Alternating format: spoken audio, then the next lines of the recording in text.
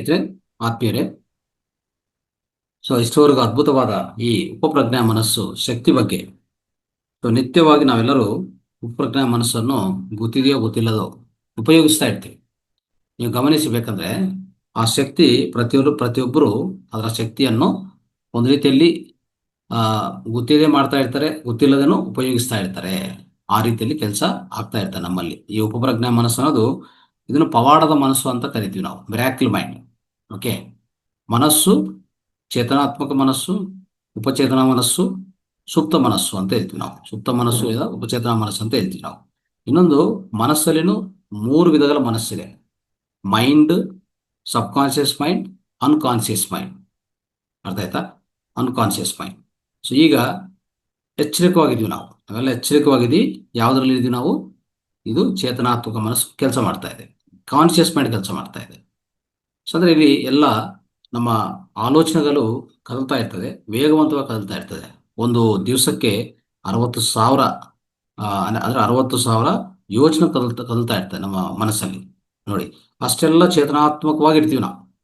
ಈ ಚೇತನಾತ್ಮಕ ಮನಸ್ಸಿರುವಾಗ ಏನೇನು ಕೆಲಸಗಳು, ಏನೇನು ಅಭ್ಯಾಸಗಳು ಪದೇ ಪದೇ ಪದೇ ಪದೇ ಮಾಡ್ತೀವಿ ನೋಡಿ, ಅದರ ಸ್ಟೋರ್ ಮಾಡೋದು ಅಂದರೆ ಅದು ಬ್ಲೂ ಪ್ರಿಂಟ್ ಥರ ಪ್ರಿಂಟ್ ಆಗೋದು ಎಲ್ಲಿ ಗೊತ್ತಾ?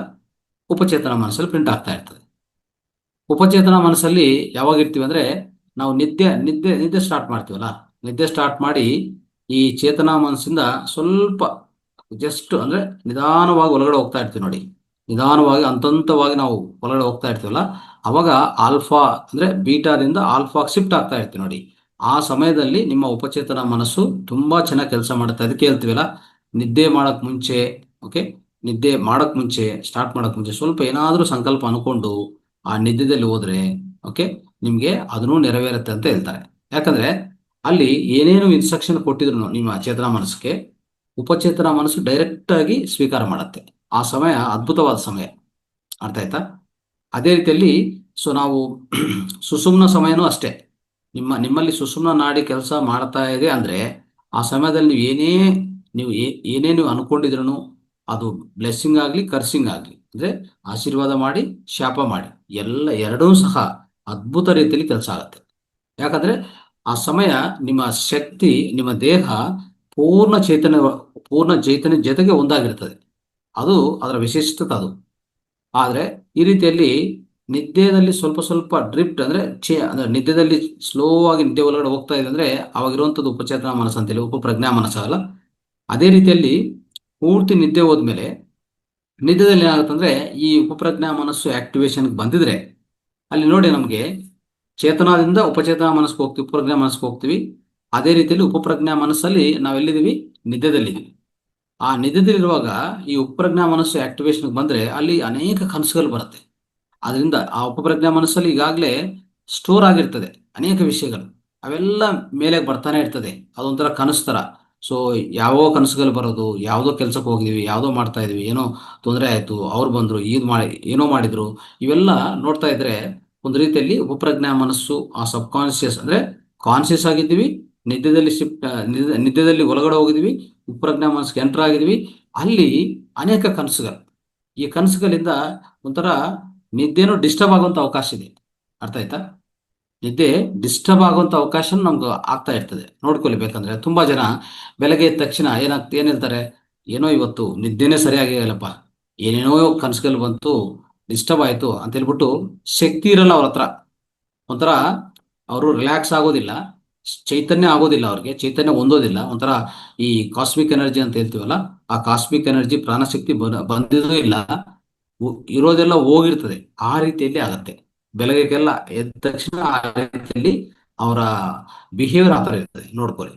ಆದ್ರೆ ಇನ್ ಸ್ವಲ್ಪ ಜನ ಏನಾಗ್ತದೆ ಅಂದ್ರೆ, ಈ ಸಬ್ ಕಾನ್ಶಿಯಸ್ ಇಂದ ಮತ್ತೆ ಅನ್ಕಾನ್ಶಿಯಸ್ ಹೋಗ್ತಾರೆ ನಿದ್ಯದಲ್ಲಿ. ಅನ್ಕಾನ್ಶಿಯಸ್ ಸ್ಥಿತಿ ಏನಿರ್ತದೆ ಗೊತ್ತಾ? ಅದೊಂಥರ ತುರಿಯ ಸ್ಥಿತಿ ಹೇಗಿರುತ್ತದೋ ಅಂದ್ರೆ, ಏನು ಯೋಚನೆಗಳಿಲ್ಲ, ಅಲ್ಲಿ ಜೀರೋ, ಶೂನ್ಯವಾದ ಸ್ಥಿತಿ. ಅದು ನೋಡಿ, ಅಲ್ಲಿ ಆಗೋದೇ ಡೀಪ್ ಸ್ಲೀಪ್ ಅಂತ ಕರಿತೀವಿ ನಾವು. ಡೀಪ್ ಸ್ಲೀಪ್ ಅಂದ್ರೆ ಡ್ರೀಮ್ಲೆಸ್ ಸ್ಲೀಪ್ ಅಂತ ಹೇಳ್ತೀವಿ ನೋಡಿ.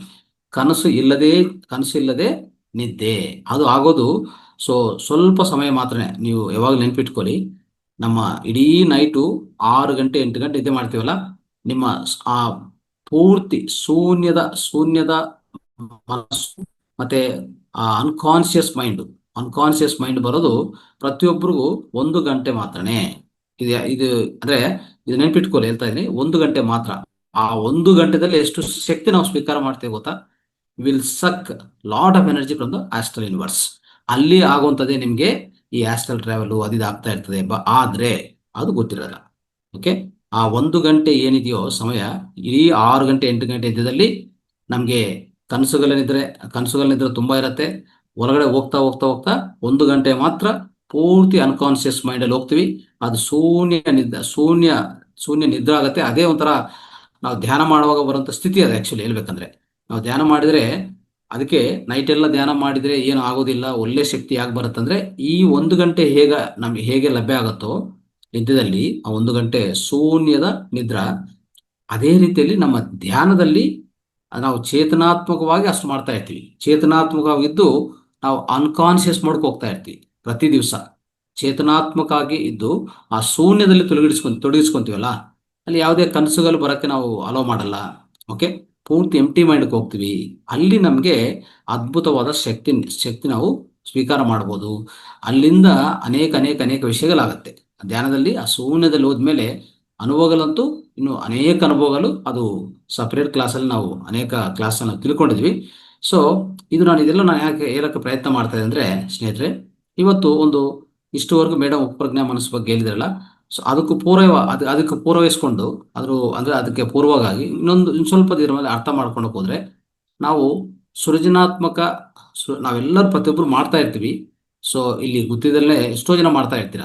ಬಿಸ್ನೆಸ್ ಪೀಪಲ್ ಆಗಲಿ, ಒಂದು ವ್ಯಾಪಾರಸ್ಥ ಆಗ್ಬೋದು, ಆಮೇಲೆ ಸ್ಟೂಡೆಂಟ್ಸ್ ಆಗ್ಬೋದು, ಮನೆ ಅಂದರೆ ಮನೆಯಲ್ಲಿರುವಂಥವರಾಗಲಿ, ಆಮೇಲೆ ವ್ಯವಸಾಯದಾರರಾಗಲಿ, ಪ್ರತಿಯೊಬ್ಬರು CEOs ಆಫ್ ದ ಕಂಪನೀಸ್ ಆಗಲಿ, ದೊಡ್ಡ ದೊಡ್ಡ ಕಂಪನಿ ಯಜಮಾನರಾಗಲಿ, ಪ್ರತಿಯೊಬ್ಬರು ಸೊ ಈ ಈ ಈ ಈ ನಾನು ಹೇಳ್ತಿರೋಂಥ ಈ ಸೃಜನಾತ್ಮಕ ದೃಶ್ಯೀಕರಣ ಮಾಡ್ತಾ ಇರ್ತಾರೆ.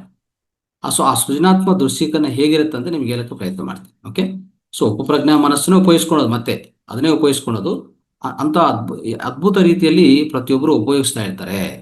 ಯಾಕಂದ್ರೆ ಎಷ್ಟು ಪವರ್ ಇದೆ ಅಂದ್ರೆ ಸಬ್ ಕಾನ್ಶಿಯಸ್ ಮೈಂಡ್ ಅಲ್ಲಿ, ನಾವು ಯಾವಾಗಲೂ ಹೇಳ್ತೀವಲ್ಲ, ಅಂದ್ರೆ ಯದ್ಭಾವಂ ತದ್ಭವತಿ, ಯಥಾ ಮತಿ ತಥಾ ಗತಿ ಅಲ್ವಾ? ಸೊ ಯಥಾ ದೃಷ್ಟಿ ತಥಾ ಸೃಷ್ಟಿ.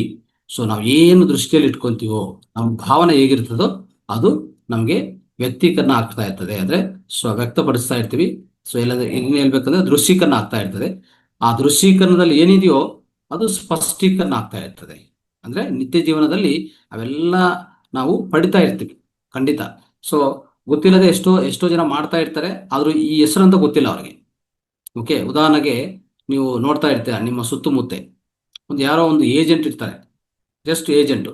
ಅವ್ರು ಯಾವುದೋ ಈ ಪ್ರಾಪರ್ಟೀಸು ಅದು ಇದು ಸೇಲ್ ಮಾಡ್ಕೊತಾ ಇರ್ತಾರೆ. ಆದ್ರೆ ಅವ್ರು ಎಷ್ಟು ಉನ್ನತ ಮಟ್ಟಕ್ಕೆ ಹೋಗಿರ್ತಾರೆ ಅಂದ್ರೆ, ಈ ಧನ ಅಂದ್ರೆ ಎಸ್ಪೆಷಲಿ ಹಣಕಾಸು ವಿಷಯದಲ್ಲಿ ಆರ್ಥಿಕವಾಗಿ ತುಂಬಾ ಬಲವಾಗಿ ತಯಾರಾಗಿರ್ತಾರೆ. ಹೇಗೆ ಸಾಧ್ಯ ಆಗಿದೆ ಅವ್ರಿಗೆ ಅಂತಂದ್ರೆ, ಏನೂ ಇಲ್ಲ, ಅವ್ರು ಎದ್ದ ತಕ್ಷಣ, ನಿದ್ದೆದಲ್ಲಾಗ್ಲಿ ಎದ್ದ ತಕ್ಷಣ ಆಗ್ಲಿ, ಅವ್ರ ಮನಸ್ಸಲ್ಲಿ ಒಂದೇ ಇರುತ್ತೆ, ನಾನು ಇದು ಸಾಧಿಸ್ಬೇಕು ಸಾಧಿಸ್ಬೇಕು ಸಾಧಿಸ್ಬೇಕು ಅಷ್ಟೇ. ಇನ್ನೊಂದು ಅದು ಅಂದ್ರೆ ಗೊತ್ತಿಲ್ಲದೆ ಅವನು ಕನಸುಗಳು ಅಷ್ಟು ಸ್ಟ್ರಾಂಗ್ ಇಟ್ಕೊಂಡಿರ್ತಾನೆ. ಅವ್ರ ಥಾಟ್ ಪವರ್ ಹೆಂಗಿರ್ತದೆ ಅಂದ್ರೆ, thought is power, thought is energy ಮಿತ್ರರೇ. ಏನಂತದು? Thought is power, thought is energy. ಈಗಾಗಲೇ ಮೇಡಮ್ ಹೇಳ್ತಾ ಇದ್ರು ಅನೇಕ ವಿಷಯಗಳು, ಈ ಉಪಪ್ರಜ್ಞಾ ಮನಸ್ಸು ಹೇಗೆ ಕೆಲಸ ಮಾಡತ್ತಂತ. ಆದ್ರೆ ಮೊದಲನೇದಾಗಿ ನಿಮ್ಮ ಈ ದೃಶ್ಯೀಕರಣ ಸ್ಟಾರ್ಟ್ ಆಗೋದೇ ಈ ಚೇತನಾ ಮನಸ್ಸಲ್ಲಿ. ಅರ್ಥ ಮಾಡ್ಕೊಳ್ಳಿ, ಚೇತನಾ ಮನಸ್ಸಲ್ಲಿ ದೃಶ್ಯೀಕರಣ ಸ್ಟಾರ್ಟ್ ಆಗುತ್ತೆ. ನೀವೇನೇ ದೃಶ್ಯೀಕರಣ ಮಾಡ್ಕೋಬೇಕಂದ್ರೆ ಚೇತನಾ ಮನಸ್ಸಲ್ಲೇ ಮಾಡ್ಕೋಬೇಕು. ನನಗೆ ಇಂಥದ್ದು ಬೇಕು ಅಂತ ಹೇಳ್ಬಿಟ್ಟು, ಇಂಥದ್ದು ಬೇಕು ನಾನು, ಸೊ ಈ ರೀತಿಯಲ್ಲಿ ಸಾಧಿಸಬೇಕು, ಅದು ಯಾವುದೇ ಇರಲಿ, ಉದ್ಯೋಗ ಇರಲಿ, ಬಿಸ್ನೆಸ್ ಇರಲಿ, ವ್ಯವಸಾಯ ಇರಲಿ, ಮತ್ತೆ ಆರೋಗ್ಯ ಇರಲಿ, ಹಣಕಾಸು ಇರಲಿ, ಪ್ರತಿಯೊಂದು ನಾನು ಹೇಳ್ತಾ ಇದ್ದೇನೆ. ನಿಮ್ಗೆ ಏನು ಬೇಕೋ ಈ ಚೇತನಾ ಮನಸ್ಸಲ್ಲಿ ಬಲವಾದ, ಅದೇ ಹೇಳ್ತೀವಲ್ಲ, ನೀವು ಬೀಜ ಬಿತ್ತೋದಿದೆಯಲ್ಲ, ಅಷ್ಟು ಫಲವಂತವಾಗಿ ಆ ಬೀಜನ ಬಿತ್ತಿದ ಮೇಲೆ ಅದಕ್ಕೆ ಬೇಕಾಗಿರೋಂಥ, ಅಫ್ಕೋರ್ಸ್ ಬೀಜ ಬಿತ್ತಿದ ಮೇಲೆ ಹಂಗೆ ಬಿಡೋಕ್ಕಾಗಲ್ಲ, ಅದಕ್ಕೇನು ಬೇಕು, ಸ್ವಲ್ಪ ಪೋಷಕಾಂಶಗಳು ಕೊಡಬೇಕಲ್ಲ. ಅದೇ ರೀತಿಯಲ್ಲಿ ನಾವು ಒಂದು ಬೀಜ ಅಂದ್ರೆ ಒಂದು ಥಾಟ್, ಒಂದು ಯೋಚನೆ ಚೇತನಾ ಮನಸ್ಸಲ್ಲಿ ಬಿತ್ತಿದ ಮೇಲೆ ಮತ್ತೆ ಏನ್ ಮಾಡ್ಬೇಕು, ಅದಕ್ಕೆ ಬೇಕಾಗಿರೋಂಥ ಅದು ಪೋಷಕಾಂಶ ಕೊಡಬೇಕು. ಏನದು ಪೋಷಕಾಂಶಗಳು? ನಾವು ಯಾವಾಗಲೂ ಪಾಸಿಟಿವ್ ಮೈಂಡಲ್ಲಿ ಇರಬೇಕು, ನೆಗೆಟಿವ್ ಮೈಂಡ್ ಬರಬಾರ್ದು, ಧನಾತ್ಮಕವಾಗಿ ಚಿಂತನೆ ಇರಬೇಕು, ಆಮೇಲೆ ಅದಕ್ಕೆ ಬಲವಾದಿರ್ಬೇಕಂದ್ರೆ ಅದಕ್ಕೆ ತಕ್ಕ ಕೆಲಸ ಮಾಡ್ತಾ ಇರಬೇಕು. ವಿಲ್ ಪವರ್ ಹಾಗೆ ಮೇಂಟೈನ್ ಮಾಡಬೇಕು. ಸೊ ಕೆಲಸ ಆಗ್ಬೋದು. ಆ ಈ ಉಪಪ್ರಜ್ಞಾ ಮನಸ್ಸಲ್ಲಿ ಏನೇ ಇಟ್ಟಿದ್ರು ಅದು ಕೆಲಸ ಆಗತ್ತೆ ಅಂತಂದ್ರೆ ಆ ರೀತಿಯಲ್ಲಿ ಅಲ್ಲ ಸ್ನೇಹಿತರೆ. ಸೊ ಯಾವ್ದಾದ್ರು ಸಾಧಿಸ್ಬೇಕಂದ್ರೆ ಯೋಚನೆ ಬಿತ್ತಬೇಕು. ಅಂದ್ರೆ ಥಾಟ್ ಅನ್ನೋದು ಒಂದು ಸೀಡ್, ಒಂದು ಬೀಜ. ಅದು ಬಿತ್ತಿದ ಮೇಲೆ ಅದಕ್ಕೂ ಬೇಕಾಗಿರೋಂಥ ವಿಷಯಗಳನ್ನ ನಾವು ತೊಡಗಿಸ್ಕೋಬೇಕು. ಯಾವ ರೀತಿಯಲ್ಲಿ? ಅದು ಬಿತ್ತಿದ ಮೇಲೆ ಅದನ್ನು ಅದೇ ಥಾಟನ್ನು ಮೇಂಟೈನ್ ಮಾಡಿ. ಮತ್ತೆ ಅದು ನಕಾರಾತ್ಮಕವಾಗಿ ಥಿಂಕ್ ಮಾಡಕ್ ಹೋಗ್ಬಿಡಿ ದಯವಿಟ್ಟು. ಈಗ ಯಾವ ತರ ಅಂದ್ರೆ ಬೀಜ ನಮ್ಮ ಅಂದ್ರೆ ಭೂಮಿ ಒಳಗಡೆ ಬಿಟ್ಟಿವಿ ಅಂತ ಇಟ್ಕೊಳ್ಳಿ. ಪದೇ ಪದೇ ಕೆದಕಿ ನೋಡ್ತೀವಿ ನಾವು. ಪದೇ ಪದೇ ಕೆದಕಿ ನೋಡಿದ್ರೆ ಅದು ಹೇಗೆ ಅದು ಫಲವಂತವಾಗಿ ಒಂದು ಸಸ್ಯ ಆಗತ್ತೆ? ಆಗೋದಿಲ್ಲ. ಅದು ಕೆದಕಬಾರ್ದು. ಅದೇ ರೀತಿಯಲ್ಲಿ ನಿಮ್ಮ ಪಾಸಿಟಿವ್ ಥಾಟ್ ಏನಿಟ್ಟಿದ್ದೀರೋ ಮೈಂಡಲ್ಲಿ, ಚೇತನ ಮನಸ್ಸಲ್ಲಿ, ಓಕೆ, ಪದೇ ಪದೇ ಅನ್ಕೊಂಡೋದು. ಓಕೆ, ಪದೇ ಪದೇ ಅದ್ರ ಬಗ್ಗೆ ಅಂದ್ರೆ ಪದೇ ಪದೇ ಏನು ಅನ್ಕೋಬೇಕು? ಪಾಸಿಟಿವ್ ಆಗಿ ಅನ್ಕೊಂತಾ ಇರಬೇಕು. ಆ ರೀತಿಯಲ್ಲಿ ನಾವೇನ್ ಮಾಡ್ತೀವಿ?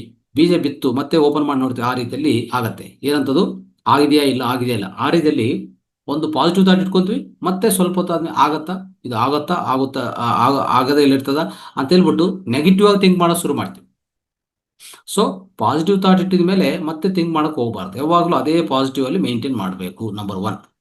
ನಂಬರ್ 2 ಏನಂದ್ರೆ ಅದು ಯಶಸ್ವಿ ಆಗ್ಬೇಕಂದ್ರೆ ಅದಕ್ಕೂ ತಕ್ಕ ಪರಿಶ್ರಮ ಇರಬೇಕು. ಪರಿಶ್ರಮ ಅಂದ್ರೆ ಏನು? ಕೆಲಸ, ವರ್ಕ್, ಓಕೆ, ಆಕ್ಷನ್. ನೀವು ಆಕ್ಷನ್ ತೋರಿಸ್ಲೇಬೇಕು. ನಾನು ಆಕ್ಷನ್ ತೋರಿಸೋದಿಲ್ಲ, ಏನೋ ಒಂದು ವಿಜುವಲೈಸೇಷನ್ ಬರ್ದಿದ್ದೀನಿ, ಒಂದು ಪೇಪರ್ ಬರ್ದಿದ್ದೀನಿ, ಇಲ್ಲ ಮೈಂಡಲ್ಲೇ ಅನ್ಕೊಂತಾ ಇದ್ದೀನಿ, ವಿಜುವಲೈಸೇಷನ್ ಪೂರ್ತಿ ಅನ್ಕೊಂತಾ ಇದ್ದೀನಿ. ಬೆಳಗ್ಗೆ ಎದ್ದ ತಕ್ಷಣ ಒಂದು 5 ನಿಮಿಷ ಕೂತ್ಕೊಂಡು ಚೆನ್ನಾಗಿ ವಿಜುವಲೈಸೇಷನ್ ಮಾಡ್ಕೊಂಡು ಧ್ಯಾನ ಮಾಡ್ತಾ ಇದ್ದೀನಿ. ನೀವು ಏನನ್ನ ಮಾಡ್ಕೊಳ್ಳಿ, ಏನನ್ನ ಅಂದ್ರೆ ಯಾವ ವಿಧಾನನ ಫಾಲೋ ಮಾಡಿ. ನಾವು ಅನೇಕ ಕ್ಲಾಸಸ್ಸಲ್ಲಿ ಹೋಪನೋಪ ಹೇಳಿದ್ವಿ, ಮ್ಯಾಜಿಕ್ ವರ್ಕ್ಶಾಪಲ್ಲಿ ಹೇಳಿದ್ವಿ ಅಲ್ವಾ, ಉಪಪ್ರಜ್ಞಾಮಸಲ್ಲಿ ಹೇಳ್ತಾ ಇದ್ವಿ. ಸೊ ಇದರಲ್ಲಿ ಅನೇಕ ಅನೇಕ ವಿಧ ವಿಧ ರೀತಿಯಲ್ಲಿ ಅಲ್ವಾ. ಸೊ ಮೊನ್ನೆ ನಾನು ESP ಅಂದ್ರೆ ಎಕ್ಸ್ಟ್ರಾ ಸೆನ್ಸರಿ ಪರ್ಸೆಪ್ಷನ್ ಅಂತ ಅದ್ಭುತವಾದ ಒಂದು ವಿಷಯವನ್ನು ನಿಮ್ಗೆಲ್ಲರೂ ತಿಳಿಸ್ಕೊಟ್ಟಿದ್ದೀನಿ ಅಲ್ವಾ. ಅಂದ್ರೆ ನಮ್ಮ ಈ ನಮ್ಗೆ ಏನೇ ಒಂದು ಸಾಧಿಸ್ಬೇಕಂದ್ರೆ ಯಾವ ರೀತಿಯಲ್ಲಿ ಸಾಧಿಸ್ಬೋದು, ಒಂದು ವಿಜುವಲೈಸೇಷನ್ ಟೆಕ್ನಿಕ್ ಆಗ್ಬೋದು, ಇದೆಲ್ಲ ಹೇಳ್ತಾ ಬಂದ್ವಿ. ಪ್ರತಿ ಒಂದರಲ್ಲಿ ಹೇಳೋದೇನಂದ್ರೆ ನೀವು ಏನೇ ಮಾಡಿದ್ರು ಅದು ಅದನ್ನು ಪದೇ ಪದೇ ಚೇಂಜ್ ಮಾಡಬಾರ್ದು. ಒಂದ್ಸಲ ಅನ್ಕೊಂಡಿದ್ರೆ ಅದರಲ್ಲಿ ಮೇಂಟೈನ್ ಮಾಡಿ, ಅದು ಖಂಡಿತ ಆಗತ್ತೆ. ಒಂದು ಚೀಟಿ ಬರ್ಕೊಂಡು ಅಲ್ವಾ. ಸೊ ಮೊನ್ನೆ ನಾನು ಹೇಳುವಾಗ, ಸೊ ಅಂದ್ರೆ ನಮ್ಗೆ ಎಷ್ಟು ಕೆಪಾಸಿಟಿ ಇದೆ ಅಂದ್ರೆ ಯಾವುದೇ ವಿಷಯವನ್ನು ಒಳಗಡೆ ನಮ್ಗಿರುವಂತ ಈ 3ನೇ ಕಣ್ಣು ಶಕ್ತಿ ಹೇಗಿರುತ್ತೆ ಅಂತ ಮೊನ್ನೆ ಎಕ್ಸಾಂಪಲ್ ಹೇಳುವಾಗ ಅವಾಗಲೂ ನಾನು ಹೇಳಿದ್ದೀನಿ. ನಮ್ಮ ಒಳಗಡೆ ಹೋದ್ಮೇಲೆ ನಮ್ಗೆ ಎಷ್ಟು ಕೆಪಾಸಿಟಿ ಇದೆ, ನಾವು ಯಾವುದೇ ವಿಷಯವನ್ನು ಈಸಿಯಾಗಿ ಕಂಡಿಡ್ಬೋದು. ಅಷ್ಟು ಶಕ್ತಿ ನಮ್ಮ ಅಂದ್ರೆ ಆತ್ಮದ ಶಕ್ತಿ, ಸಬ್ ಕಾನ್ಶಿಯಸ್ ಪವರ್ ಇದೆ ನಮಗೆ. ಓಕೆ, ಅದಕ್ಕೋಸ್ಕರ ಇವೆಲ್ಲ ಸರಿಯಾದ ರೀತಿಯಲ್ಲಿ ಉಪಯೋಗಿಸ್ಕೊಳ್ಳೋಣ. ಈಗ ಇದಕ್ಕೂ ಸ್ವಲ್ಪ ಪೂರಕವಾಗಿ ಸ್ವಲ್ಪ ಒಂದು ಎಕ್ಸಾಂಪಲ್ಸ್ ಕೊಡ್ತಾ ಹೋಗ್ತೀನಿ, ನಿಮ್ಗೆ ಅರ್ಥ ಆಗತ್ತೆ. ಈಗ ಭೂಪ್ರಜ್ಞಾ ಮನಸ್ಸಾಗ್ಲಿ, ನಮ್ಮ ದೃಶ್ಯೀಕರಣ ಆಗಲಿ ಯಾವ ರೀತಿಯಲ್ಲಿ ಕೆಲಸ ಮಾಡುತ್ತೆ. ಒಂದು ಅವ್ರ ಸ್ಟೂಡೆಂಟ್ ಆ್ಯಕ್ಚುಲಿ ಅವ್ರ ವಯಸ್ಸು 18 ವರ್ಷ ಮಾತ್ರ ಇರೋದು. ಆ ಸಮಯದಲ್ಲಿ ಅವನಿಗೇನಂತಂದ್ರೆ ಆ ಆ ಸಮಯದಲ್ಲಿ ಅವರು ಪಕ್ಕದ ಮನೆಯವರಾದ್ರು ಕಾರ್ ತಗೊಂಡು ಕಲ್ಸ್ಕೊಂಡ. ಯಾವ ಥರ ಡ್ರೈವ್ ಮಾಡೋದು ಆ ಸ್ಕಿಲ್ ಕಲ್ಸ್ಕೊಂಡವ್ರು. ಸೊ ಕಲ್ಸ್ಕೊಂಡಿದ್ಮೇಲೆ ಸೊ ಆದರೆ ಏನಂದ್ರೆ ಅವ್ರ ಫಾದರ್ ಹತ್ರ ಒಂದು ಕಾರ್ ಇದೆ, ಅವ್ರು ಕೊಡೋಲ್ಲ. ಅವ್ರ ಫಾದರ್ ಹತ್ರ ದೊಡ್ಡ ಕಾರ್ ಇದೆ, ಅದನ್ನು ಜನರಲಿ ಅಮೆರಿಕನ್ ಸ್ಟುಡ್ ಬೇಕರ್ ಅಂತ ಒಂದು ದೊಡ್ಡ ಕಾರ್. ಅಷ್ಟು ದೊಡ್ಡ ಕಾರು ಇವನು ಕೊಡಲ್ಲ. ಯಾಕಂದ್ರೆ ಇವನು ಎಲ್ಲಿ ಅದು ಆಕ್ಸಿಡೆಂಟ್ ಮಾಡ್ತಾನೋ ಇವನು ಸರಿಯಾಗಿ ಗೊತ್ತಿಲ್ಲ ಅಂತ ಹೇಳ್ಬಿಟ್ಟು ಕೊಡೋದೇ ಇಲ್ಲ. ಆದ್ರೆ ಇವನು ಪಕ್ಕದ ಮನೆ ಯಾರೋ ಅವ್ರ ಹತ್ರ ಕಲ್ಸ್ಕೊಂಡು ಬೇರೆಯವ್ರ ಕಾರಿಂದ ಕಲ್ಸ್ಕೊಂಡಿದ್ದಾರೆ.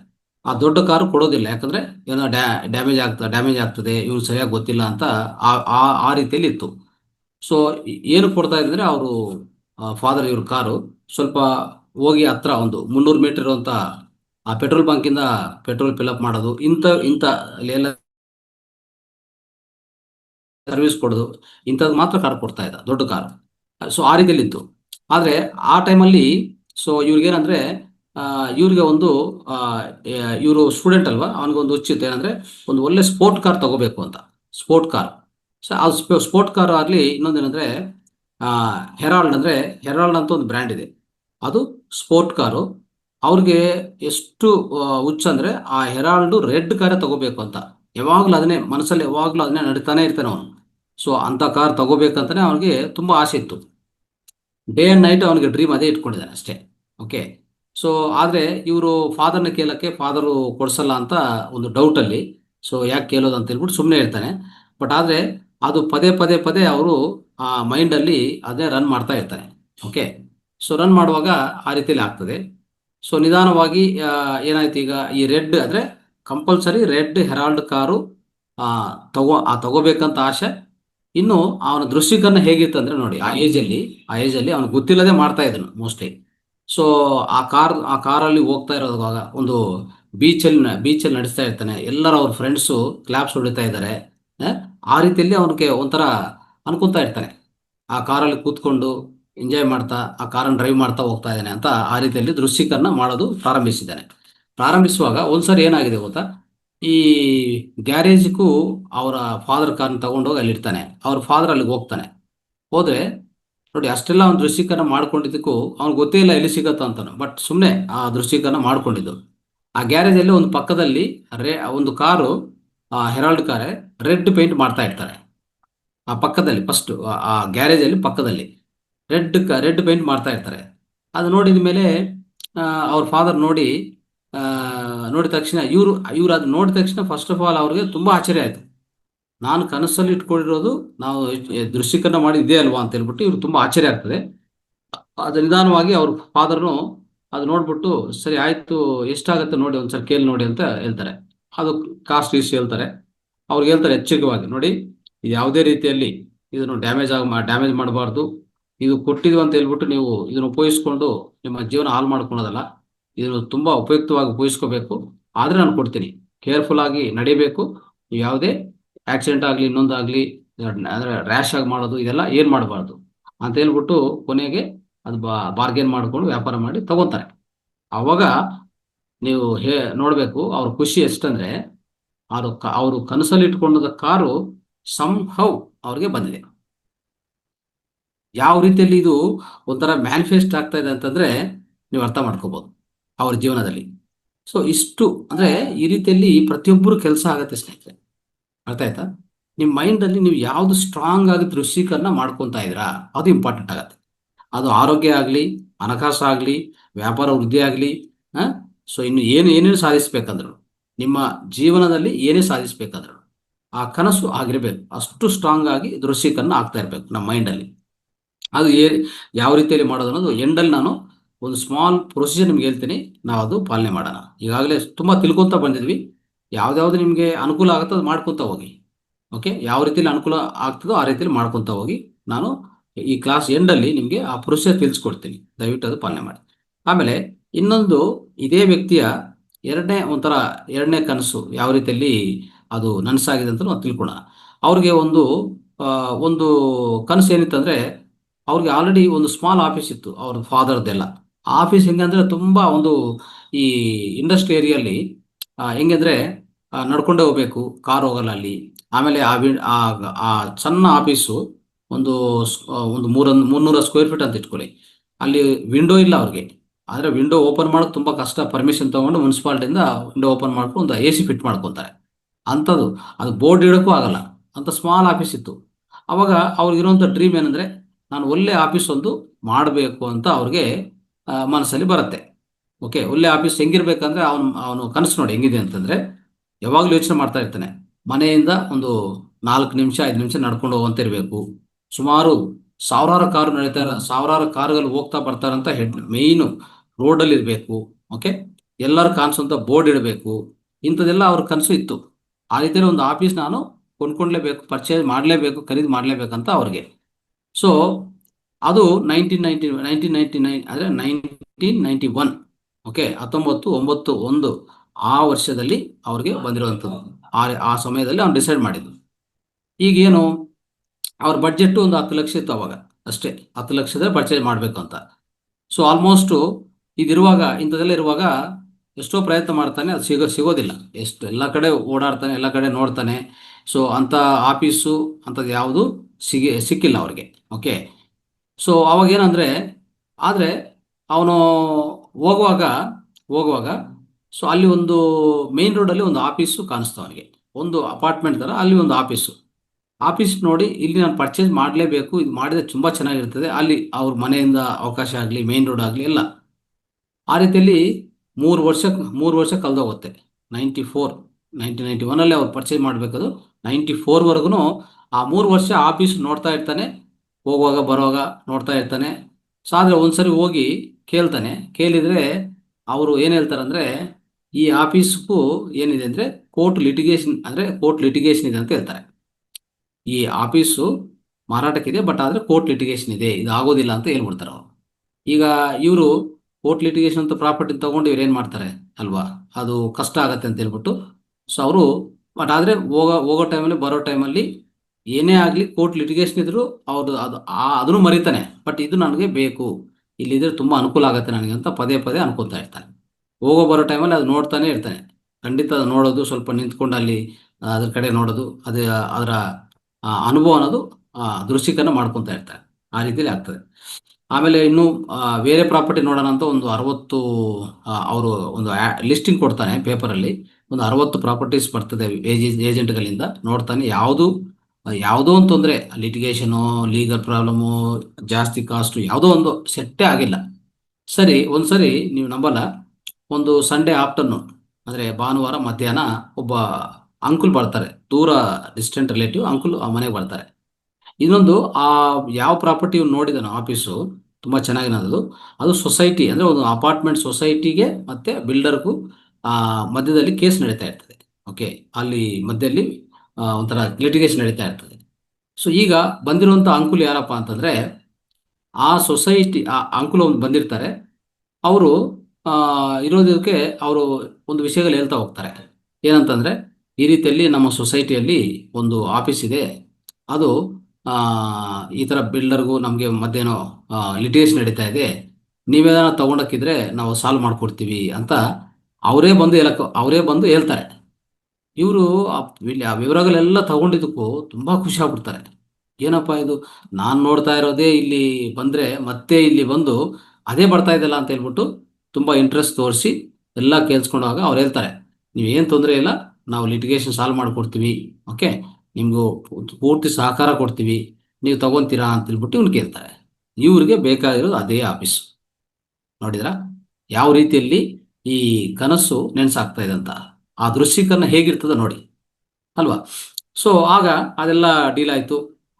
ಅವ್ರು ಹೇಳ್ತಾರೆ, ಔಟ್ ಆಫ್ ಕೋರ್ಟ್ ಸೆಟಲ್ಮೆಂಟ್ ಮಾಡೇ ಮಾಡ್ತೀವಿ, ನಿಮ್ಗೇನು ತೊಂದರೆ ಇಲ್ಲ, ನಾವು ಸಾಲ್ವ್ ಮಾಡ್ಕೊಡ್ತೀವಿ ಅಂತ ಒಪ್ಕೊತಾರೆ. ಇವ್ರಿಗೆ ಒಂಥರ ಜಂಪಿಂಗ್ ಅಷ್ಟೇ, ಅಂದರೆ ಒಂಥರ ಅವ್ರಿಗೂ ಎಷ್ಟೋ ಸಂತೋಷ ಆಗ್ಬಿಡ್ತದೆ. ಆವಾಗ ನೋಡಿದರೆ 30 ಲ್ಯಾಕ್ಸ್ ಆಯಿತು ರೇಟು. ಫಸ್ಟ್ 1991 ಎನ್ಕ್ವೈರಿ ಮಾಡುವಾಗ 10 ಲಕ್ಷ, 94ಗೆ 30 ಲ್ಯಾಕ್ಸ್ ಆಯಿತು. ಇವ್ರ ಹತ್ರ 5 ಲಕ್ಷ ಶಾರ್ಟೇಜ್ ಇದೆ. ಏನು ಮಾಡ್ತೀರಾ? ಅವಾಗ ಆ ಯೂನಿವರ್ಸ್ ಇವ್ರಿಗೆ ಕನಸು ಎಷ್ಟು ಸ್ಟ್ರಾಂಗ್ ಇದೆ ಅಂದರೆ, ಅದು ಬೇಕೇ ಬೇಕಷ್ಟೇ, ಆ ಫೀಲಿಂಗ್ ಅಷ್ಟು ಸ್ಟ್ರಾಂಗ್ ಇದೆ. ಅದಕ್ಕೂ ಪ್ರಯತ್ನ ಅಫ್ಕೋರ್ಸ್ ಇರುತ್ತೆ. ಇವ್ರ ಬಿಸ್ನೆಸ್ಸಲ್ಲಿ ಏನಾಯಿತು, ಒಂದು ದೊಡ್ಡ ಆರ್ಡರ್ ಬಂತು ಇವ್ರಿಗೆ. ಆ ದೊಡ್ಡ ಆರ್ಡರ್ಲಿ 15 ಲಕ್ಷ ಬಂತು. ಇವ್ರಿಗೆ ಇರೋದು ಶಾರ್ಟೇಜ್ 5 ಲಕ್ಷ ಮಾತ್ರ. ಇಮ್ಮಿಡಿಯೇಟು ಆ ಪ್ರಾಪರ್ಟಿನ ಪರ್ಚೇಸ್ ಮಾಡ್ತಾರೆ. ಇದು ಎಲ್ಲ ಸೇರಿ ಒಂದು 16 ದಿವಸದಲ್ಲಿ ಫುಲ್ ಕಂಪ್ಲೀಟ್ ಅಲ್ವಾ. ಸೊ ಈ ರೀತಿಯಲ್ಲಿ ಅವ್ರಿಗೆ ಎರಡನೇ ಕನಸು ತೀರೋಯ್ತು, ಎರಡನೇ ಕನಸು ನೆರವೇರಿತು. ನೋಡಿ ಎಷ್ಟು ಪವಾಡದಿದೆಲ್ಲ. ಅಂದರೆ ನಮ್ಮ ಸಬ್ಕಾನ್ಷಿಯಸ್ ಮೈಂಡಲ್ಲಿ ಏನೇ ಸ್ಟ್ರಾಂಗ್ ಆಗಿ ಇಟ್ಕೊಂಡ್ರೆ, ಈ ದೃಶ್ಯೀಕರಣ ಮಾಡಿಕೊಂಡ್ರೆ, ಇದನ್ನು ಕ್ರಿಯೇಟಿವ್ ವಿಜುವಲೈಸೇಷನ್ ಅಂತ ಕರಿತೀವಿ. ಈ ಕ್ರಿಯೇಟಿವ್ ವಿಜುವಲೈಸೇಷನ್ ಬಗ್ಗೆನೇ ಸ್ನೇಹಿತರೆ ನಮಗೆ ಸೀಕ್ರೆಟ್ ಅಂತ ಬುಕ್ ಬರೆದಿರೋದು ಪೂರ್ತಿ ಇದ್ರ ಮೇಲೆ ಆಧಾರ ಆಗಿ, ಅರ್ಥ ಆಯ್ತಾ. ಆಮೇಲೆ ಸೀಕ್ರೆಟ್ ಅನ್ನೋಂಥ ಈ ಬುಕ್ ಮೇಲೆ ಒಂದು ಕಂಪ್ಲೀಟ್ ಸಿನಿಮಾನು ಬಂದಿತ್ತು, ಅರ್ಥ ಮಾಡ್ಕೊಳ್ಳಿ. ಒಂದು ಅದ್ಭುತವಾದ ಸಿನಿಮಾನು ತೆಗಿದ್ದಾರೆ. ಸೊ ಅಂಥ ಅದ್ಭುತವಾದ ವಿಷಯ ಇದು, ಅರ್ಥ ಮಾಡ್ಕೋಬೇಕು ನಾವು. ಅದೇ ರೀತಿಯಲ್ಲಿ ಇವ್ರಿಗೆ ಇವ್ರ ಕನಸು ಹೆಂಗಿತ್ತಂದರೆ, ಮೂರನೇ ಕನಸು ಅವ್ರಿಗೆ ಯಾವ ರೀತಿಯಲ್ಲಿ ಇತ್ತಂದರೆ, ಇವ್ರಿಗೆ ಆಲ್ರೆಡಿ 2 ಕಾರುಗಳಿದೆ. ಮೂರನೇ ಕಾರು ಆ್ಯಕ್ಚುಲಿ ಬೇಕಾಗಿಲ್ಲ ಅಲ್ವಾ. ಆದರೆ ಒಂದು ಬ್ರ್ಯಾಂಡ್, ಯಾವುದೋ ಒಂದು ಅದ್ಭುತ ಬ್ರ್ಯಾಂಡ್ ಇತ್ತಂತ, ಆ ಬ್ರ್ಯಾಂಡ್ ಕಾರು ತಗೋಬೇಕಂತ ಇವ್ರಿಗೆ ಒಂದು ಯಾವಾಗಿಂದೋ ಇಷ್ಟ. ಅವರ ಫ್ರೆಂಡ್ಸ್ ಎಲ್ಲ ತಗೊತಾ ಇದ್ದಾರೆ. ಓಕೆ, ಇವ್ರಿಗೂ ಆ್ಯಕ್ಚುಲಿ ಬೇಕಾಗಿಲ್ಲ, ಬಟ್ ಆದರೆ ಅದು ತಗೋಬೇಕಂತ ಯಾವಾಗ ಅವ್ರ ಮೈಂಡಲ್ಲಿ ಸ್ಟ್ರಾಂಗ್ ಇದೆಯೋ, ಅದನ್ನು ಅದೇ ರೀತಿಯಲ್ಲಿ ಸ್ಟೆಪ್ಸ್ ನಡೆದು ಏನಾಗುತ್ತೆ ಅಂದರೆ, ಒಂದು ದಿವಸ ಬಂತು ಟೈಮು, ಅವ್ರಿಗೆ ಹಣಕಾಸು ಎಲ್ಲ ಸರಿ ಹೋಯ್ತು. ಸೊ ಆ ಮೂರನೇ ಕಾರ್ ಆ ಬ್ರ್ಯಾಂಡ್ ಕಾರ್ ಏನಿದೆಯೋ ಆ ಕಾರ್ನು ಸಹ ತಗೊಳ್ಳೋದು ಅವಕಾಶ ಸಿಕ್ತು. ಅಂದರೆ ಎಷ್ಟು ಯಾವ ರೀತಿಯಲ್ಲಿ ಅಂದರೆ, ನಿಮ್ಮ ಮನಸ್ಸಲ್ಲಿ ಸ್ಪಷ್ಟವಾದ ಮನಸ್ಸು, ನಿರ್ಮಲವಾದ ಮನಸ್ಸಲ್ಲಿ ಯಾವುದೇ ಕನಸಿಟ್ಕೊಂಡ್ರು ಅಂದೇ ರೀತಿಯಲ್ಲಿ ಅದು ಸ್ಪಷ್ಟವಾಗಿ ನಮಗೆ ಅದು ಸ್ಪಷ್ಟೀಕರಣ ಆಗುತ್ತೆ. ಸೊ ಹೇಳ್ಬೇಕಂದ್ರೆ ಮ್ಯಾನಿಫೆಸ್ಟ್ ಆಗುತ್ತೆ, ವಾಸ್ತವಕ್ಕೆ ಬರುತ್ತೆ ಅವೆಲ್ಲ. ಅದೇ ರೀತಿ ನಮ್ಮ ಆರೋಗ್ಯ ಆಗಲಿ ಅಷ್ಟೇ. ಸೊ ಈಗಾಗಲೇ ಅನೇಕ ಟೆಕ್ನಿಕ್ಸ್ ಹೇಳ್ಕೊಟ್ಟಿದ್ವಿ, ಅದರಲ್ಲಿ ನೀವು ಪಾಲನೆ ಮಾಡ್ತಾ ಹೋದ್ರೆ ಇವೆಲ್ಲ ಪ್ರತಿಯೊಂದು ಫಲಿತ ಪ್ರತಿಯೊಬ್ಬರಿಗೂ ಆಗತ್ತೆ. ಅದಕ್ಕೆ ನಾವು ಪಾಸಿಟಿವ್ ಆಗಿ ಏನು ಇಟ್ಕೊಂತೀವಿ ಅದು ಅಟ್ರಾಕ್ಟ್ ಆಗ್ತಾ ಇರ್ತದೆ ವಿಶ್ವದಿಂದ, ಅದನ್ನ ಅರ್ಥ ಮಾಡ್ಕೊಳ್ಳಿ. ಅದಕ್ಕೆ ಪದೇ ಪದೇ ನಮ್ಮ ಗುರುಗಳು ಹೇಳ್ತಾ ಇದ್ರು, ಸೊ ನಾವೆಲ್ಲರೂ ಯಾರಂದ್ರೆ ಸಹ ಸೃಷ್ಟಿಕರ್ತಗಳು ಅಂತ ಹೇಳ್ತಾರೆ, ಕೋ ಕ್ರಿಯೇಟರ್ಸ್ ಅಂತ ಹೇಳ್ತಾರೆ. We create our own reality, ಅಂದ್ರೆ ನಮ್ಮ ವಾಸ್ತವಕ್ಕೆ ನಾವೇ ಕಾರಣ, ನಮ್ಮ ವಾಸ್ತವವನ್ನು ನಾವೇ ಪದೇ ಪದೇ ಕ್ರಿಯೇಟ್ ಮಾಡ್ಕೊತಾ ಇರ್ತೀವಿ ಅಂತ ಸೊ ಎಷ್ಟೋ ಸರಿ ಹೇಳಿದ್ದಾರೆ. ಅದಕ್ಕೆ ಸೊ ಏನ್ ಮಾಡ್ಬೇಕು ನಾವು, we create our own reality, we are responsible for our own life. ಈಗ ಇದು ಬಿಟ್ಬಿಟ್ಟು ಯಾವುದೇ ಒಂದು ವಿಷಯಕ್ಕೆ ಒಂಥರ ಭಯ ಪಟ್ಕೊಂಡು ಆಮೇಲೆ ಅನೇಕ ಜ್ಯೋತಿಷ್ಯವ್ರ ಹತ್ರ ಇಲ್ಲಾಂದ್ರೆ ಸ್ವಾಮೀಜಿಗಳ ಕಡೆ ಎಲ್ಲ ಕಡೆ ಹೋಗಿ ಹಣಕಾಸು ದುಡ್ಡು ಖರ್ಚು ಮಾಡ್ಕೊಂಡದು, ಸಮಯ ವೃಧಾ ಮಾಡ್ಕೊಂಡದು, ಇನ್ನು ಹೆಚ್ಚು ಭಯ ಮಾಡ್ಕೊಂಡದು ಏನು ಹೋಗ್ಬಿಡಿ. ಅರ್ಥ ಆಯ್ತಾ? ಸೊ ಅದ್ಭುತ ಧ್ಯಾನ ಮಾಡಿ. ನಿಮಗೆ ಅದ್ಭುತ ಧ್ಯಾನ ಮಾಡಿದ್ರೆ ಏನಾಗುತ್ತೆ ಗೊತ್ತಾ, ಈ ಬಲವಾದ ಕನಸಿಟ್ಕೊಳ್ಳೋಕ್ಕೆ ಅವಕಾಶ ಕೊಡುತ್ತೆ ನಿಮಗೆ. ಅಂದ್ರೆ ಯು ಗೆಟ್ ಸ್ಟೇಬಲ್ ಮೈಂಡ್. ಧ್ಯಾನ ಹೆಚ್ಚಾಗಿ ಮಾಡ್ತಾ ಇದ್ರೆ ನೋಡಿ, ನಾವೇ ಸೃಷ್ಟಿಕರ್ತ, ಸಹ ಸೃಷ್ಟಿಕರ್ತ ಅಂದ್ರೆ ಅರ್ಥ ಏನು, ನಾವೇನು ಅನ್ಕೊಂಡಿದ್ರೆ ಅದು ಸಾಧಿಸ್ಬೋದು ಅಲ್ವಾ. ಆದ್ರೆ ಇನ್ನೊಂದು, ಈ ದೃಶ್ಯೀಕರಣ, ಈ ಅಂದ್ರೆ ಏನೇ ಒಂದು ಸ್ಟ್ರಾಂಗ್ ಥಾಟ್ ಇಟ್ಕೊಂಡು, ಅಂದ್ರೆ ಆಲೋಚನೆಗಳೇ ಶಕ್ತಿ, ಆಲೋಚನೆಗಳೇ ಒಂದು ಪವಾಡದ ಪವರ್ ಅಂತ ಈಗಾಗಲೇ ಹೇಳಿದೆ, ಅನೇಕ ಸಲ ಹೇಳಿದೆ ನಾನು. ಆದ್ರೆ ಆ ಥರ ಇರುವಾಗ ಇದನ್ನು ಯಾವುದೇ ರೀತಿಯಲ್ಲಿ ನಕಾರಾತ್ಮಕ ಯೂಸ್ ಮಾಡಬಾರ್ದು ಸ್ನೇಹಿತರೆ. ನಕಾರಾತ್ಮಕ ಯಾರು ಯೂಸ್ ಮಾಡ್ತಾರೋ ಮತ್ತೇನು ಬರುತ್ತೆ ಗೊತ್ತಾ, ಅಲ್ಲಿ ಕಾಸ್ಮಿಕ್ ಲಾ ಬರುತ್ತೆ.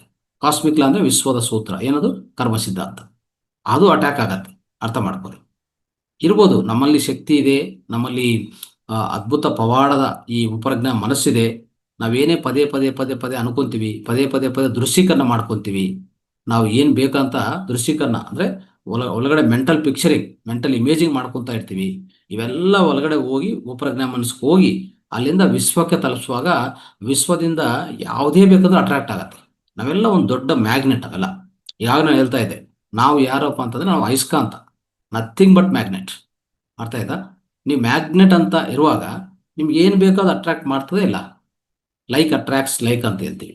ನೀವೇನು ನಿಮ್ಮ ಒಳಗಡೆಯಿಂದ ಉಪಪ್ರಜ್ಞಾ ಮನಸ್ಸಿಂದ ಏನು ಆಚೆ ಕಡೆ ವೈಬ್ರೇಟ್ ಆಗ್ತಾ ಇರ್ತದೋ ಆ ವೈಬ್ರೇಷನ್ಸ್, ಆ ಪ್ರಕಂಪನಗಳು, ಆ ಪ್ರಕಂಪನಗಳು ಕಂಪನ ಫ್ರೀಕ್ವೆನ್ಸಿ ಆಧಾರ ಆಗಿ ಈ ವಿಶ್ವದಲ್ಲಿ ಎಲ್ಲೇ ಇದ್ರು ಅದು, ಈ ದೇಶ ಆ ದೇಶ ಅಂತ ಪರಿಮಿತಿ ಇಲ್ಲ, ಅದಕ್ಕೆ ಅವಧಿ ಇಲ್ಲ, ಅದಕ್ಕೆ ಎಲ್ಲೇ ಇದ್ರೂ ಅದನ್ನು ಅಟ್ರಾಕ್ಟ್ ಮಾಡಿ ನಿಮ್ಮ ಜೀವನದಲ್ಲಿ ನಿಮ್ಮ ಮುಂದೆ ಪ್ರಸ್ತುತಪಡಿಸ್ತದೆ.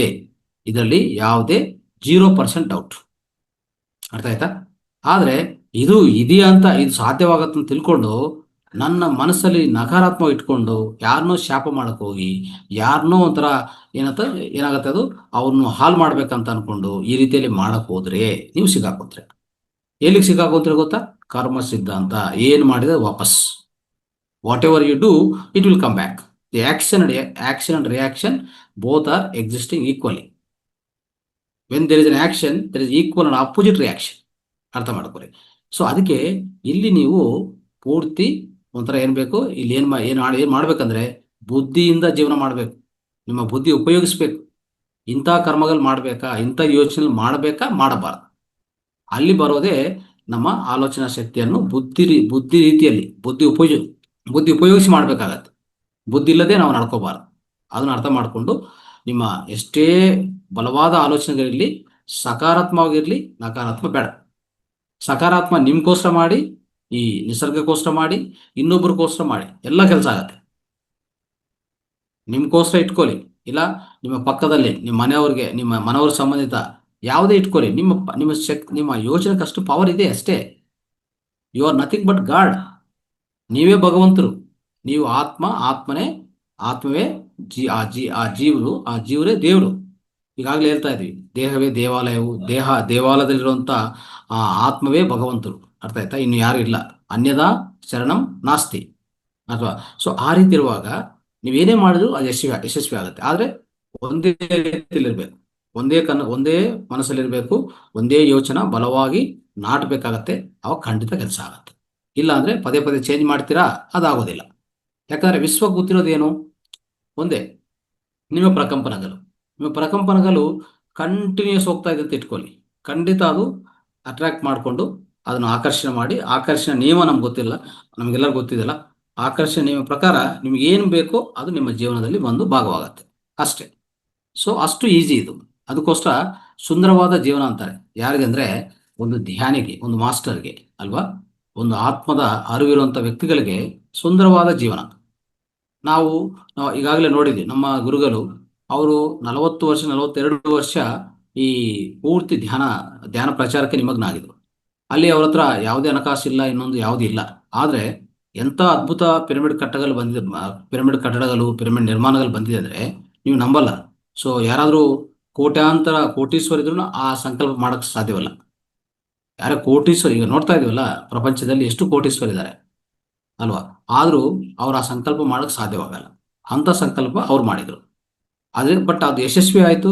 ಈಗ ಇಷ್ಟು ಪಿರಮಿಡ್ಗಳು ಬಂದಿರೋದು ಅವರ ಸಂಕಲ್ಪದಿಂದನೇ. ಎಷ್ಟು ಬಲವಾದ ಸಂಕಲ್ಪ ಅಂತ ಹೇಳ್ಬೋದು ಅದು.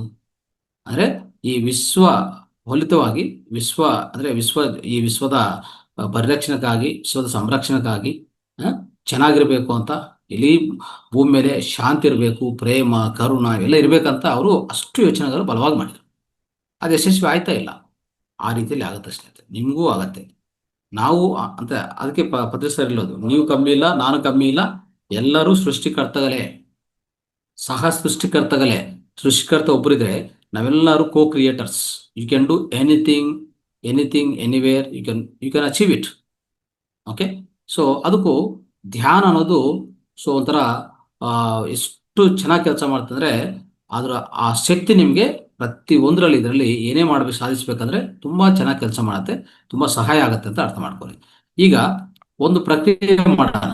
ಈ ಪ್ರಕ್ರಿಯೆ ಏನಂದ್ರೆ ಇವಾಗ ಹೇಳಿರುವಂಥ ದೃಶ್ಯೀಕರಣ ಬಗ್ಗೆನೆ ಈಗ ಈಗಾಗಲೇ ಉಪಪ್ರಜ್ಞಾ ಮನಸ್ಸಲ್ಲಿ ವಿಸ್ತಾರವಾಗಿ ತಿಳ್ಕೊಂತ ಬರ್ತಾ ಇದ್ವಿ. ಇವತ್ತು ಶುರು ಆಯಿತು, ಇನ್ನು ನೆಕ್ಸ್ಟ್ 6 ದಿನ ಕಾಲ ಇನ್ನೂ ವಿಸ್ತಾರವಾಗಿ ತಿಳ್ಕೊಂತ ಹೋಗ್ತೀವಿ. ಸೊ ಇವತ್ತಿನೇ ಅದಕ್ಕೂ ಕನೆಕ್ಟೆಡ್ ಆಗಿ ನಾನು ಈ ದೃಶ್ಯೀಕರಣ ಅಂತ ಸಬ್ಜೆಕ್ಟ್ ತಗೊಂಡಿದ್ದೀನಿ. ನನಗೆ ಗೊತ್ತಿಲ್ಲ ಆ್ಯಕ್ಚುಲಿ ತಗೊಂತೀನಿ ಅಂತ, ಬಟ್ ಅದು ಒಂಥರ ಕನೆಕ್ಟೆಡ್ ಆಗಿದೆ ಮತ್ತೆ. ಓಕೆ, ಈಗ ಸಬ್ಜೆಕ್ಟ್ ಈಗ ನಾವು ಒಂದು ಪದ್ಧತಿ ತಿಳ್ಕೊಳ್ಳೋಣ. ಏನಂತಂದ್ರೆ ಯಾವ ರೀತಿಯಲ್ಲಿ ದೃಶ್ಯೀಕರಣ ಮಾಡ್ಕೋಬಹುದು. ಸೊ ನೀವು ಎಷ್ಟು ಒಂದು ಸ್ಟೆಪ್ ಬೈ ಸ್ಟೆಪ್ ಅರ್ಥ ಮಾಡ್ಕೊತಾ ಹೋಗಿ. ಏನಂತಂದ್ರೆ ಒಂದು ನಿಶ್ಶಬ್ದ ಪ್ಲೇಸಲ್ಲಿ ಕೂತ್ಕೊಳ್ಳಿ. ದೃಶ್ಯೀಕರಣ ಪ್ರೊಸೀಜರ್ ಹೇಳ್ತಾ ಇದ್ದೀನಿ, ದಯವಿಟ್ಟು ಅರ್ಥ ಮಾಡ್ಕೊಳ್ಳಿ. ಸೊ ಒಂದು ನಿಶ್ಶಬ್ದವಾದ ಪ್ಲೇಸಲ್ಲಿ ಕೂತ್ಕೊಳ್ಳಿ, ಪೀಸ್ಫುಲ್ ಆಗಿ ಕೂತ್ಕೊಳ್ಳಿ. ಆದಷ್ಟು ದೇಹನ ರಿಲ್ಯಾಕ್ಸ್ ಮಾಡ್ಕೊಳ್ಳಿ. ಓಕೆ, ಕಣ್ಣು ಮುಚ್ಕೊಂಡು ನಾವೀಗಾಗಲೇ ಹೇಳಿದ್ವಲ್ಲ, ಅನೇಕ ಪದ್ಧತಿಗಳು ಹೇಳಿದ್ವಿ. ಸೊ ಮೇಲೆ ತಲೆದಿಂದ ಕೆಳಗೆ ಪಾದವರೆಗೂ ಬಾಡಿ ಒಂದ್ಸರಿ ಸ್ಕ್ಯಾನ್ ಮಾಡ್ಕೊಳ್ಳಿ. ಕಣ್ಣು ಮುಚ್ಕೊಂಡು ಸ್ಕ್ಯಾನ್ ಮಾಡ್ಕೊಳ್ಳಿ. ರಿಲ್ಯಾಕ್ಸ್ ಮಾಡಿ, ದೇಹವನ್ನು ರಿಲ್ಯಾಕ್ಸ್ ಮಾಡಿ. ದೇಹದ ಜೊತೆಗೆ ಯಾವಾಗ ರಿಲ್ಯಾಕ್ಸೇಷನ್ಗೆ ಹೋಗ್ತಿರೋ ಮೈಂಡು ಸಹ ನಿಧಾನವಾಗಿ ಹಂತವಾಗಿ ಜೀರೋ ಆಗುತ್ತೆ ನೋಡಿ. ಓಕೆ, ಅದನ್ನು ಮಾಡಿ, ಬಾಡಿ ಸ್ಕ್ಯಾನ್ ಮೆಥಡ್ ಒಂದು ಮಾಡಿದ ಮೇಲೆ ಸೊ ಆರಾಮಾಗಿ ಧ್ಯಾನದಲ್ಲಿ ಅಂದರೆ ಶ್ವಾಸ ಗಮನಿಸ್ತಾ ಕೂತ್ಕೊಳ್ಳಿ. ಸ್ವಲ್ಪ ಹೊತ್ತು ಶ್ವಾಸ ಗಮನಿಸ್ತಾ ಕೂತ್ಕೊಳ್ಳಿ. ಆಮೇಲೆ ನಿಮ್ಗೆ ಏನು ಬೇಕೋ ಆ ಕನಸು ಅಂದರೆ ದೃಶ್ಯೀಕರಣ ರೂಪದಲ್ಲಿ, ಅಂದರೆ ಒಂದು ಇಮೇಜ್, ಒಂದು ದೃಶ್ಯ ರೂಪದಲ್ಲಿ, ಇಲ್ಲ ಒಂದು ಥಾಟ್ ರೂಪದಲ್ಲಿ ನಿಮ್ಮ ಒಳಗಡೆ ಅನ್ಕೊಂತ ಹೋಗೋದು, ಅಂದರೆ ವಿಜುವಲೈಸ್ ಮಾಡ್ಕೊಳ್ಳಿ. ಆ ವಿಜುವಲೈಸ್ ಮಾಡೋದು ಶುರು ಮಾಡಿ. ಓಕೆ, ಅದು ಅನ್ಕೊಡೋದು, ಆ ದೃಶ್ಯೀಕರಣ ಮಾಡ್ಕೊತ ಹೋಗಿ ಅದನ್ನು ಸ್ವಲ್ಪ ಬಲವಾದ ರೀತಿಯಲ್ಲಿ ಸೊ ಅದ್ರ ಮೇಲೆ ಕೇಂದ್ರೀಕರಿಸಿ ಆ ದೃಶ್ಯೀಕರಣ ಇಮೇಜು ಇಲ್ಲಾಂದರೆ ಆಲೋಚನೆ ರನ್ ಮಾಡೋದು ಶುರು ಮಾಡಿ.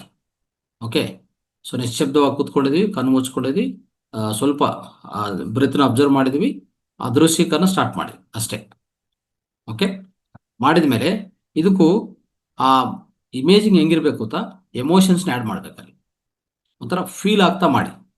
ಅಂದರೆ ಆ ಫೀಲಿಂಗ್ ಆಗ್ತಾ ಮಾಡೋದು ತುಂಬ ಇಂಪಾರ್ಟೆಂಟು. ಅರ್ಥ ಆಯ್ತಾ? ಸೊ ಅದಕ್ಕೂ ಎಮೋಷನ್ ಜೋಡಿಸಿ. ಈಗ ನೋಡಿ, ನಾವು ಕಾರು ಬೇಕಂತಂದ್ರೆ ನಾವು ಇಮೇಜಿಂಗ್ ಇಲ್ಲಿ ಅಂದರೆ ಪ್ರಧಾನವಾಗಿ ಇಮೇಜಿಂಗ್ ಅಂದರೆ ಇಲ್ಲಿ ನಡಿಬೇಕಿದು, ಆಜ್ಞಾ ಚಕ್ರದಲ್ಲಿ ನಡಿಬೇಕು. ಕರೆಕ್ಟಾಗಿ ಹೇಳ್ಬೇಕಂದ್ರೆ ನಿಮ್ಗೆ ಏನೇ ಸಾಧಿಸ್ಬೇಕಂದ್ರೆ ನಿಮ್ಮ ದೃಶ್ಯೀಕರಣ ಎಲ್ಲಿ ಆಗಬೇಕು, ಈ ಕರೆಕ್ಟಾಗಿ ಈ ಆಜ್ಞಾ ಚಕ್ರದಲ್ಲಿ ಆಗಿದ್ರೆ ಅದು ಒಂಥರ ಆ್ಯಂಟಿನ. ಅದು ಈ ವಿಶ್ವಕ್ಕೆ ತಲುಪಿಸೋದು ಇಲ್ಲಿಂದನೇ. ನಿಮ್ಗೆ ಗೊತ್ತಲ್ಲ, ಆಜ್ಞಾ ಚಕ್ರ ನೇರವಾಗಿ ಪೀನಿಯಲ್ ಗ್ಲ್ಯಾಂಡ್ ಕನೆಕ್ಟ್ ಆಗಿರ್ತದೆ. ಪೀನಿಯಲ್ ಗ್ಲ್ಯಾಂಡು ವಿಶ್ವಕ್ಕೂ ನಮಗೂ ಮಧ್ಯದಲ್ಲಿ, ಅಂದರೆ ಪೂರ್ಣಾತ್ಮ ಪೂರ್ಣ ಚೈತನ್ಯಗೂ ನಮ್ಮ ದೇಹಕ್ಕೂ ಮಧ್ಯದಲ್ಲಿ ಕನೆಕ್ಷನ್ ಆ ಪೀನಿಯಲ್ ಗ್ಲ್ಯಾಂಡ್. ಅದಕ್ಕೋಸ್ಕರ ಇಲ್ಲಿ ಇಮೇಜಿಂಗ್ ಮಾಡ್ತಾ ಇರಬೇಕು. ಸೊ ಕಣ್ಣು ಮುಚ್ಕೊಂಡಿದ್ದು ಇಮೇಜಿಂಗ್ ಮಾಡ್ತಾ ಇದೀವಿ. ಕಾರ್ ಬೇಕಾದ್ರೆ ಆ ಕಾರು ಬಂದಿರೋ ಥರ, ಕಾರಲ್ಲಿ ಕೂತಿರೋ ಥರ, ಕಾರಲ್ಲಿ ಡ್ರೈವ್ ಮಾಡ್ತಿರೋ ಥರ, ಕಾರಲ್ಲಿ ಇಡೀ ಒಂದು ಒಳ್ಳೆ ಒಂದು ಅಂದರೆ ಏನು ಹೇಳ್ತೀವಲ್ಲ, ಸಮುದ್ರ ಬೀಚಲ್ಲಿ ಇಲ್ಲ ಅಲ್ಲಿ ಹೋಗ್ತಾ ಎಲ್ಲ ಒಂದು ಸುಂದರವಾದ ಪ್ರಕೃತಿ ನೋಡ್ತಾ, ಆ ರೀತಿಯಲ್ಲಿ ಆ ಕಾರಲ್ಲಿ ಕೂತ್ಕೊಂಡು ನೀವು ಡ್ರೈವ್ ಮಾಡ್ತಾ ಒಂದು ರೀತಿಯಲ್ಲಿ ಪೂರ್ತಿ ಅನುಭವಿಸ್ತಾ ಅದನ್ನ ಏನಂತ ಅಂದ್ರೆ ಫೀಲಿಂಗ್ ಆಗ್ತಾ ಮಾಡುತ್ತದೆ ಇದು ದೃಶ್ಯೀಕರಣ. You have to feel, you have to feel yourself. Okay, ನಿಮ್ಗೊಂದು ಮನೆ ಬೇಕಾಗಿದೆ ಅಂತ ಇಟ್ಕೊಳ್ಳಿ, ಮನೆಯನ್ನು ಊಹಿಸ್ಕೊಳ್ಳಿ. ಮನೆ ಈ ರೀತಿಯಲ್ಲಿ ಇದೆ. ಓಕೆ, ಆ ರೀತಿಯಲ್ಲಿ ನಾನು ಈಗ ನಮ್ಮ ಹಾಲಲ್ಲಿ ಕೂತಿದ್ದೀನಿ. ಆ ಇದೆಲ್ಲ ಫರ್ನಿಚರ್ ಈ ತರ ಇದೆ. ಅಲ್ಲಿ ನಾನು ಕೂತ್ಕೊಂಡೇನೋ ಬರಿತಾ ಇದ್ದೀನಿ. ಓಕೆ, ನಮ್ಮ ಮಕ್ಕಳಲ್ಲಿ ಒಳ್ಳೆ ಗಾರ್ಡನ್ ಇದೆ, ಮುಂದೆ ದೊಡ್ಡ ಗಾರ್ಡನ್. ಅಲ್ಲಿ ಆಟ ಆಡ್ತಾ ಇದ್ದಾರೆ. ನಮ್ಮ ಹೆಂಡತಿ ಅಲ್ಲಿ ಕಿಚನ್ ಹೀಗಿದೆ. ಆ, ಅಲ್ಲಿ ಫ್ರಿಡ್ಜ್ ಈ ತರ ಇರ್ತದೆ. ಇಲ್ಲ, ನಿಮ್ಗೆ ಏನ್ ಬೇಕು ಎಲ್ಲ ದೃಶ್ಯೀಕರಣ ಹಂತವಾಗಿ ಮೈನ್ಯೂಟ್ ಲೆವೆಲ್ ಅಲ್ಲಿ ಅನ್ಕೊಂತ ಫೀಲ್ ಆಗಿ ಫೀಲ್ ಅಂದ್ರೆ, ಸೊ ಅದು ಅನುಭವಿಸ್ತಾ ಆ ದೃಶ್ಯೀಕರಣ ಕಣ್ಣು ಮುಚ್ಕೊಂಡೆ ಮಾಡ್ತಾ ಹೋಗಿ. ಅದು ವೆರಿ ಇಂಪಾರ್ಟೆಂಟ್. ಅದಕ್ಕೂ ಸೊ ಏನ್ ಮಾಡಬೇಕು, ಸ್ವಲ್ಪ ಆದಷ್ಟು ಟೈಮ್ ಕೊಟ್ಟು ನೀಟಾಗಿ ಮಾಡಬೇಕಿದು. ಅರ್ಥದಲ್ಲಿ ಮಾಡಿದ್ರೆ ಕೆಲಸ ಆಗೋದಿಲ್ಲ. ಓಕೆ, ಆಮೇಲೆ ಇಂಥದ್ದು ಏನು ನಿಮಗೆ ಕನಸುಗಳಿದೋ, ಇನ್ನೊಂದು ರೀತಿ ಏನಂದ್ರೆ ಒಂದು ರೈಟಿಂಗ್ ಅಲ್ಲಿ ಮಾಡ್ಕೊಳ್ಳಿ. ಓಕೆ, ರೈಟಿಂಗ್ ಅಲ್ಲಿ ಓಕೆ ರೈಟಿಂಗ್ ಅಲ್ಲಿ ಒಂದು ಪೇಪರಲ್ಲಿ ಬರ್ಕೊಳ್ಳಿ. ಪೇಪರಲ್ಲಿ ಬರ್ಕೊಂಡು ಅದೇನು ಮಾಡ್ಬೇಕಂದ್ರೆ ನೀಟಾಗಿ ಬರ್ಕೊಂಡು ಅದನ್ನು ಪದೇ ಪದೇ ಓದಬೇಕು. ಆದಷ್ಟು ಏನು ಈಗ ಮೆಂಟಲ್ ಇಮೇಜ್ ಮಾಡ್ಕೊಂಡಿದ್ದೀವಲ್ಲ, ಹಂತವಾಗಿ ಮಾಡ್ಕೊತ ಹೋಗಿದ್ದೀವಲ್ಲ, ಅದೇ ಒಂದು ಪೇಪರಲ್ಲಿ ಬರ್ಕೊಂಡು ಪೇಪರ್ನು ಜೋಬಲ್ಲಿ ಇಟ್ಕೊಳ್ಳಿ. ದಿನನಿತ್ಯ ಅದು ನೋಡ್ತಾ ಇರಬೇಕು. ಅರ್ಥ ಆಯ್ತಾ? ಸೊ ಅದನ್ನ ಹೆಂಗಂದ್ರೆ ಬೆಳಗ್ಗೆ ಒಂದ್ಸರಿ, ಮಧ್ಯಾಹ್ನ ಒಂದ್ಸರಿ ನೋಡ್ತಾ ಇರೋದು, ಸುಮ್ಮನೆ ಏನು ಬರ್ಕೊಂಡು ಅದು ನೋಡೋದು. ಮತ್ತೆ ಒಂದ್ಸರಿ ಮೈಂಡಲ್ಲೇ ಓದೋದು. ಆ ರೀತಿಯಲ್ಲಿ ಮಾಡ್ಕೊಳ್ಳಿ. ಸೊ ಈ ರೀತಿಯಲ್ಲಿ ಒಂದು ಪೇಪರ್ ಬರ್ಕೊಂಡು ಅದನ್ನು ಒಂದು ಪರ್ಸಲ್ಲಿ ಇಟ್ಕೊಂಡು ಪದೇ ಪದೇ ದಿನಕ್ಕೆ 2 ಸರಿ 2 ಸರಿ ಓದಿ, ತೊಂದರೆ ಇಲ್ಲ. ಆ ಥರ ಓದುವಾಗ, ಈ ಥರ ಮಾಡುವಾಗ ಸೊ ಏನಾಗತ್ತೆ, ಖಂಡಿತ ಸ್ವಲ್ಪ ಸ್ವಲ್ಪ ದಿವಸ ಸ್ವಲ್ಪ ದಿವಸದಲ್ಲೇ, ಸ್ವಲ್ಪ ಸಮಯದಲ್ಲೇ ಅದು ನಿಮಗೆ ನಿಧಾನವಾಗಿ ನಿಮ್ಮ ಜೀವನದಲ್ಲಿ ಪ್ರಸ್ತುತ ಪಡುತ್ತದೆ. ಅಂದರೆ ನೇರವಾಗಿ it will come into reality. ಅರ್ಥ ಮಾಡ್ಕೊಳ್ಳಿ. ಸೊ ಅದನ್ನು ಅಬ್ಸರ್ವ್ ಮಾಡಿದರೆ ನಿಮಗೆ ಗೊತ್ತಾಗತ್ತೆ. ನೀವು ಅಬ್ಸರ್ವ್ ಮಾಡಿಲ್ಲ ಅಂದ್ರೆ ಗೊತ್ತಾಗಲ್ಲ. ನಾವು ಅನ್ಕೋತಾ ಇದ್ವಿ, ಬಟ್ ನಾವು ಅಬ್ಸರ್ವ್ ಮಾಡ್ತಾ ಇರ್ಬೇಕು. ನಮ್ಮ ಜೀವನದಲ್ಲಿ ಎಂಥ ಚೇಂಜಸ್ ಬರ್ತಾ ಇದೆ ಅಂತ ಗಮನಿಸ್ತಾ ಇರ್ಬೇಕು. ಆ ಗಮನಿಸುವಾಗ ನಿಮ್ಗೆ ಗೊತ್ತಾಗತ್ತೆ, ನೀವು ಅನ್ಕೊಂಡಿರೋದೆಲ್ಲ ಅದು ಒಂಥರ ಆ ಕನಸೆಲ್ಲ ನೆನ್ಸಾಗ್ತಾ ಇದೆ ಅಂತ ನಿಮ್ಗೆ ಅರ್ಥ ಆಗತ್ತೆ. ಈ ರೀತಿಯಲ್ಲಿ ಮಾಡ್ಕೊಳ್ಳಿ. ಇದಕ್ಕೂ ಪೂರಕವಾಗಿ ಇನ್ನು ಏನು ಹೇಳ್ಬೇಕಂದ್ರೆ ಸ್ನೇಹಿತರೆ, ನಾವು ಇನ್ನು ಏನು ಮಾಡ್ಬೋದು ಅಂತ ಇನ್ನು ಸ್ವಲ್ಪ ವಿಷಯಗಳು ಹೇಳ್ತೀನಿ ನಾನು. ಸೊ ಈ ರೀತಿಯಲ್ಲಿ ಒಂದು ದೃಶ್ಯೀಕರಣ ಮಾಡ್ಕೊಳ್ಳೋದು ಒಂದು ವಿಧಾನ ಅಲ್ವಾ, ನಾವು ಸಾಧಿಸ್ಬೇಕಂದ್ರೆ. ಆ ಜೊತೆಗೆ ನಮ್ಗೆ ಗೊತ್ತಿರುವಂತ ಈ ದೃಶ್ಯೀಕರಣ ಮಾಡುವಾಗ ನೀವು, ನಾನು ಹೇಳಿದೆಲ್ಲ, ಸೊ ಹಾಯಾಗಿ ಕೂತ್ಕೊಂಡು ಕಣ್ಣು ಮುಚ್ಕೊಂಡು ಅವಾಗ ಈ ಕುಬೇರ ಮುದ್ರ ಹಾಕೊಳ್ಳಿ. ಕುಬೇರ ಮುದ್ರ ನೋಡಿ, ಈ ರೀತಿಯಲ್ಲಿ ಎರಡು ಈ ಬೆರಳು ಇಲ್ಲಿ ಮಾಡಿಸಿ, ಇಲ್ಲಿ ಹಸ್ತದಲ್ಲಿ ಟಚ್ ಮಾಡ್ತೀವಿ. ಅಂದ್ರೆ ಉಂಗರ ಬೆರಳು ಮತ್ತೆ ಕಿರುಬೆರಳು, ಮಿಕ್ಕಿದ 2 ಬೆರಳು ಈ ಬೆರಳು ಟಚ್ ಮಾಡಿ ಐತೆ. ಈಗ ಇಟ್ಕೊಂಡು ತೊಡೆ ಮೇಲೆ ಇಟ್ಕೊಂಡು ಆ ದೃಶ್ಯೀಕರಣ ಮಾಡ್ಕೊಳ್ಬೇಕಂದ್ರೆ, ಇನ್ನು ನಾರ್ಮಲ್ ಆಗಿನೂ ಮಾಡ್ಬೋದು ಇದು. ಈ ಕುಬೇರ ಮುದ್ರ ಯಾವುದೇ ಕನಸಿದ್ರು, ಕನಸು ಅಂದ್ರೆ ಇದು ಅಷ್ಟೇ, ಕಣ್ಣು ಮುಚ್ಕೊಂಡು ಒಂದು 10 ನಿಮಿಷ ಬೆಳಗ್ಗೆ, ಮಧ್ಯಾಹ್ನ, ಸಾಯಂಕಾಲ ಇದು ಮಾಡುವಾಗ ಕಣ್ಣು ಮುಚ್ಕೊಂಡು ಆ ದೃಶ್ಯೀಕರಣ ನಿಮ್ಮ ಆಜ್ಞಾ ಚಕ್ರದಲ್ಲಿ ಅನ್ಕೊಂತಾ ಇರಬೇಕು, ನೋಡ್ತಾ ಇರಬೇಕು. ಹಾಗೆ ಈ ಮುದ್ರ ಹೀಗಿಟ್ಕೊಂಡು ಆ ದೃಶ್ಯೀಕರಣ ಮಾಡುವಾಗ ಸಂಕಲ್ಪ ಹೇಳ್ಕೊಂಡವಾಗ ಮೈಂಡಲ್ಲಿ ನೋಡಿ, ಈ 2 ಬೆರಳು ಒತ್ತಬೇಕು. ಈ ತರ ಪ್ರೆಸ್ ಮಾಡ್ತಾ ಇರ್ಬೇಕು ನೋಡಿ. ಈ ತರ ಪ್ರೆಸ್ ಮಾಡೋದು. ಓಕೆ, ಈ ತರ ಪ್ರೆಸ್, ಈ ಎರಡು ಕೈಗಳಲ್ಲಿ ಪ್ರೆಸ್ ಆಗ್ತಾ ಇರಬೇಕು. ಹೀಗಿರ್ಬೇಕು, ಪ್ರೆಸ್ ಮಾಡಿಕೊಂಡು ಆ ದೃಶ್ಯೀಕರಣ ನಡೀತಾ ಇರಬೇಕು. ತುಂಬಾ ಒಳ್ಳೆ ಕೆಲಸ, ಅಂದ್ರೆ ತುಂಬಾ ಒಳ್ಳೆ ಅದ್ಭುತ ರಿಸಲ್ಟ್ ಬರುತ್ತೆ ಇದು ಕುಬೇರ ಮುದ್ರ. ಆಮೇಲೆ ಸ್ವರ ವಿಜ್ಞಾನದಲ್ಲಿ ನಾನು ಇನ್ನೊಂದು ಹೇಳಿದ್ದೀನಿ. ಸ್ವರ ವಿಜ್ಞಾನದ ಏನ್ ಮಾಡ್ಬೇಕಾಗತ್ತೆ, ಆಯಾ ಕೂತ್ಕೊಂಡು ಕಣ್ಣು ಮುಚ್ಕೊಂಡು ಈ ಎಡಗಡೆ ಶ್ವಾಸ ಇದೆಯಲ್ಲ, ಎಡಗಡೆ ಶ್ವಾಸ ಸೊ ನಿಧಾನವಾಗಿ ತಗೊಂತಾ ಇರುವಾಗ, ಓಕೆ, ಸೊ ನಾವು ರೈಟ್ ಕ್ಲೋಸ್ ಮಾಡ್ತೀವಿ, ಲೆಫ್ಟ್ ಅಲ್ಲಿ ನಿಧಾನವಾಗಿ ತಗೊಳ್ತಾ ಇರುವಾಗ ಏನ್ ಮಾಡ್ಬೇಕು, ಅದನ್ನು ಏನ್ ನಮ್ಮ ಸಂಕಲ್ಪ ಇದೋ ಅದನ್ನು ಚೀಟಿಯಲ್ಲಿ, ಅಂದ್ರೆ ಒಂದು ಚಿಟ್ ಬರ್ಕೊಂಡು ಪೇಪರ್ ನೋಡ್ತಾ, ಇಲ್ಲ ಆ ದೃಶ್ಯ ಒಂದು ಕಾರ್ ಇದೆ ಅಂತ ಇಟ್ಕೊಳ್ಳಿ, ಕಾರು ಪ್ರಿಂಟ್ ಮಾಡಿ ಇಟ್ಕೊಂಡು ನೋಡ್ತಾ ಇರೋದು. ಅವಾಗ ಎಡಗಡೆ ಶ್ವಾಸ ತಗೊಳೋದು, ಬಡಗಡೆ ಕ್ಲೋಸ್ ಮಾಡಿ ಎಡಗಡೆ ಒಂದ್ಸರಿ ಮಾಡೋದು, ಬಿಡೋದು. ಮತ್ತೆ ಈ ರೀತಿಯಲ್ಲಿ 54 ಸಾರಿ ಮಾಡ್ಬೇಕಾಗತ್ತೆ. ನಾನು ಈಗಾಗಲೇ ಹೇಳಿದ್ದು ಈ ಪದ್ಧತಿ.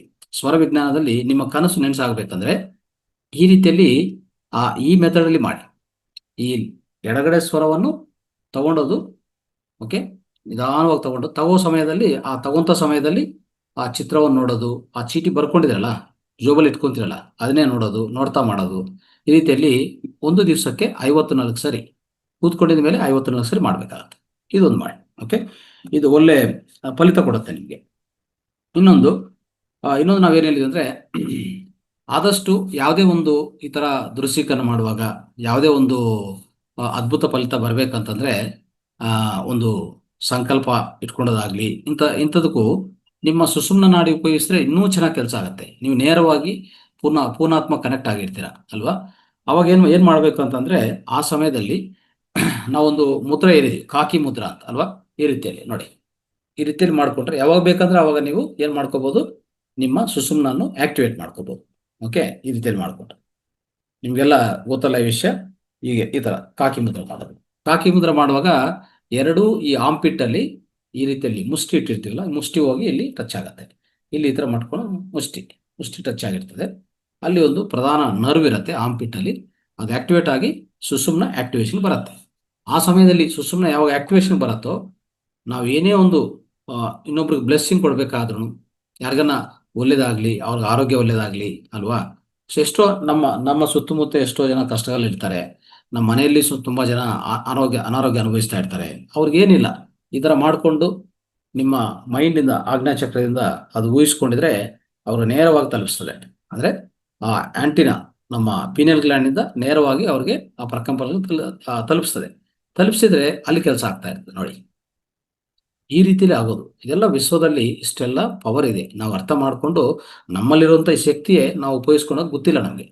ಈ ಧ್ಯಾನದಕ್ಕೆ, ಈ ಆಧ್ಯಾತ್ಮಿಕ ಮಾರ್ಗ ಬಂದಿದ್ದಕ್ಕೂ ಇಷ್ಟೆಲ್ಲ ಸಮಗ್ರ ಸ್ವಾಸ್ಥ್ಯದಲ್ಲಿ ನಾವು ಇಷ್ಟು ವಿಷಯಗಳು ತಿಳ್ಕೊತಾ ಇದ್ದೀವಿ. ಒಂದು ಎರಡಲ್ಲ, ಅರ್ಥ ಮಾಡ್ಕೊಳ್ಳಿ. ಸೊ ಈ ರೀತಿಯಲ್ಲಿ ಮಾಡ್ಕೊಳ್ಳಿ, ಖಂಡಿತ ನಿಮಗೂ ಏನು ಬೇಕೋ ಸಿಗತ್ತೆ. ಇನ್ನೂ ಈ ನಿಸರ್ಗದಲ್ಲಿ ಧನಾತ್ಮಕವಾಗಿ ಇನ್ನೊಬ್ರಿಗೆ ಏನಾದರೂ ಒಳ್ಳೇದಾಗಬೇಕು ಅಂತ ನೀವು ಭಾವಿಸಿದರೆ ಈ ಸುಷುಮ್ನಕ್ಕೆ ಬಂದ್ಬಿಟ್ಟು ಸುಷುಮ್ನ ಆಕ್ಟಿವೇಟ್ ಮಾಡ್ಕೊಳಕ್ಕೆ ಇನ್ನೂ ಅನೇಕ ಪದ್ಧತಿಗಳು ಹೇಳಿದ್ವಿ. ಒಂದು ಭಸ್ತ್ರಿಕಾ ಪ್ರಾಣಾಯಾಮ ಭಸ್ತ್ರಿಕಾ ಪ್ರಾಣಾಯಾಮ ಮಾಡಬೇಕಾಗತ್ತೆ. ಇನ್ನೊಂದು ಪಶ್ಚಿಮೋತ್ತಾಸನ, ಇನ್ನೊಂದು ಶೀರ್ಷಾಸನ. ಈ ಮೂರು ಸಹ ಏನು ಮಾಡುತ್ತೆ, ನಮ್ಮ ಸುಷುಮ್ನನ್ನು ಆಕ್ಟಿವೇಟ್ ಮಾಡುತ್ತೆ. ಸುಷುಮ್ನ ಆಕ್ಟಿವೇಟ್ ಮಾಡಿಕೊಂಡು ನಿಮಗೆ ಯಾರಿಗೇ ಬೇಕಂದ್ರೂ ಬ್ಲೆಸ್ಸಿಂಗ್ ನೋಡಿ. ಇದು ಅಭಯ ಮುದ್ರ ಹೀಗೆ ಇಟ್ಕೊತೀವಲ್ಲ, ಈಗ ಇದು ಹೀಗೆ ತೊಡೆ ಮೇಲೆ ಇಟ್ಕೊಳ್ಳೋದು, ಇದು ಹೀಗೆ ಕರೆಕ್ಟಾಗಿ ಈ ಭುಜಕ್ಕೆ ಇಟ್ಕೋಬೇಕಾದ್ರೆ ಇದು ತುಂಬ ದೇವತೆಗಳೆಲ್ಲ ಈ ರೀತಿ ಇದೇ ಮುದ್ರದಲ್ಲಿ ಇರ್ತಾರೆ ಅವರು. ಅಂದರೆ ಇದು ಎಡಗೈ ಈ ರೀತಿ ಮಾಡಿಕೊಂಡು ಎಲ್ಲ ಬೆರಳು ಒಂದಕ್ಕೊಂದು ಟಚ್ ಆಗಿರ್ಬೇಕು, ಆಯ್ತಾ. ಇಟ್ಕೊಂಡು ಈ ರೀತಿಯಲ್ಲಿ ಇದು ತೊಡೆ ಮೇಲೆ ಇಟ್ಕೊತೀವಿ. ಇದು ಮಾತ್ರ ಹೀಗೆ ಕರೆಕ್ಟ್ ಈ ಭುಜಕ್ಕೆ ಸಮಾಂತರವಾಗಿ ಹೇಳ್ತೀವಿ. ಇದರಿಂದನೂ ಯಾರಿಗಾದ್ರೂ ಅವ್ರ ಮುಂದೆ ನಿಂತ್ಕೊಂಡು ಈ ಕಣ್ಣು ಮುಚ್ಕೊಂಡು ಈಗ ಇಟ್ಕೊಂಡ್ರೆ ನೇರವಾಗಿ ಶಕ್ತಿ ತಲುಪಿಸೋದು, ಅರ್ಥ ಆಯ್ತಾ. ಇದು ಅಭಯ ಮುದ್ರ ಅಷ್ಟು ಕೆಲಸ ಮಾಡುತ್ತೆ. ಆ ರೀತಿಯಲ್ಲಿ ಯಾರಿಗಾದ್ರೂ ಸಹಾಯ ಮಾಡ್ಬೇಕಂದ್ರೆ ಮಾಡಿ, ಈ ರೀತಿಯಲ್ಲಿ ಮಾಡಿ. ಓಕೆ, ಸೊ ನೀವು ನೇರವಾಗಿ ಶಕ್ತಿ ಕೊಡ್ಬೇಕಾ, ಅವ್ರ ಕೈ ತಗೊಳ್ಳಿ, ನಿಮ್ಮ ಕೈಗೆ ತಗೊಳ್ಳಿ. ಆ ಶಕ್ತಿಯನ್ನು ನೀವು ಹೇಗೆ ಪ್ರಸಾರ ಮಾಡ್ಬೋದು ಅಂದ್ರೆ, ಆ ಶಕ್ತಿ ಆ ಕೈಗಳು ತುಂಬ ಚೆನ್ನಾಗೆ ಈ ಥರ ಉಜ್ಜೋದು ನಿಮ್ಮ ಕೈಯಿಂದ. ಅವ್ರಿಗೆ ಹಾಸ್ಪಿಟ್ಲಿಗೆ ಹೋಗ್ತೀರಾ, ಅವ್ರು ನೋಡಕ್ ಹೋಗ್ತೀರಾ, ನಾನು ಈ ಪದ್ಧತಿ ತುಂಬಾ ಹೇಳಿದ್ದೀನಿ ನಾನು ಈಗಾಗಲೇ. ಸೊ ಕೂತ್ಕೊಂಡಿದ್ರೆ ಸುಮ್ಮನೆ ಚಿಟ್ ಚಾಟ್ಕಲ್ಲ ಹೋಗೋದು ಹಾಸ್ಪಿಟ್ಲಿಗೆ. ಓಕೆ, ಕೂತ್ಕೊಂಡು ಒಳ್ಳೆ ಮಾತುಗಳು ಹೇಳಿ, ಪಾಸಿಟಿವ್ ಆಗಿ ಮಾತಾಡಿ, ಅವ್ರಿಗೆ ನಗಿಸೋಕೆ ಪ್ರಯತ್ನ ಮಾಡಿ. ಓಕೆ, ಆ ನಗೆಯಿಂದನೂ ಏನಾಗುತ್ತೆ, ಪೂರ್ತಿ ಅವ್ರಿಗೆ ಅದ್ಭುತ ಹೀಲಿಂಗ್ ಆಗತ್ತೆ. ಜೊತೆಗೆ ಅವ್ರಿಗೆ ಶಕ್ತಿ ಕೊಡಬೇಕು. ನೀವು ಆರೋಗ್ಯವಂತವಾಗಿದೆ ಅಂತ ಇಟ್ಕೊಳ್ಳಿ. ನೀವು ಅನಾರೋಗ್ಯವಿದ್ರೆ ಮಾಡಕ್ ಹೋಗ್ಬಿಡಿ ಪದ್ಧತಿ. ಆರೋಗ್ಯವಂತವಾಗಿದ್ರೆ ಅನಾರೋಗ್ಯ ವ್ಯಕ್ತಿಗೆ ಅವನ ಎರಡೂ ಕಾಲುಗಳು ಅಂದ್ರೆ ಇನ್ನೂ ಯಾರನ್ನ ಡೇಂಜರ್ ಇದ್ರೆ 10 ಜನ ಸೇರ್ಕೊಂಡು ಮಾಡ್ಬೇಕಿತ್ತು. 10 ಜನ ಸೇರ್ಕೊಂಡು ಸುತ್ತು ಅವನ ಕಾಲುಗಳು, ಪಾದ, ಕೈ, ಕಾಲು, ಆಮೇಲೆ ಭುಜಗಳು, ಬ್ಯಾಕು ಎಲ್ಲ ಕಡೆ ಉಜ್ಜೋದು. ಎಲ್ಲರೂ ಅವರ ಎಲೆಕ್ಟ್ರಾನ್ಸ್ ಅವ್ರು ಕೊಡೋದು.